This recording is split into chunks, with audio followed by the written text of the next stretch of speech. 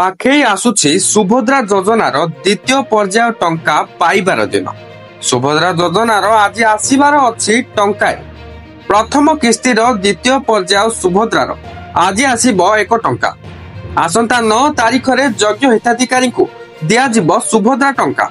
आज सुधा 1 कोटी महिलांको आवेदन पूरण हेबो बोली सूचना दैछंती उप मुख्यमंत्री प्रभाती परिडा। सूचनायोग्य आज सुधा 32 लाख एमपीसीआई क्लियरेंस संपूर्ण होईछि। प्रथम पर्याय भली द्वितीय पर्याय रे भी योग्य हिताधिकारी बैंक खाता को परीक्षामूलक भावे 1 टंका लेखाएं आसीबो। जेउ मानक खाता को 1 टंका आसीबो सेमानक खाता को आसंता 9 तारिख रे बाकी टंका आसीबो। वर्तमान जानी रखंतु केउ मानकु मिलिबो सुभद्रा टंका। जेउ मानक बैंक खाता ठीक थिबो सेमानकु ही मिलिबो टंका।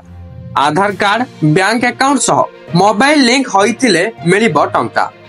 केवल एतिकी नुहे सुभद्रा योजना रे शामिल हेबाकू नियमावली को पूर्ण करुथुवा मध्य आवश्यक। सुभद्रा टंका आसीबाकू थिबारु एने उत्साहित आवेदनकारी। प्रथम पर्याय रे 25 लाख 11,000 हिताधिकारी सुभद्रा टंका पाइथिले। एथर 40 लाख रु ऊर्ध्व महिला टंका पाइबे। आउ जेउ योग्य हिताधिकारी एथर भी बाद पड़िबे सेमानकु मार्च 8 तारिख सुधा टंका मिलिबो।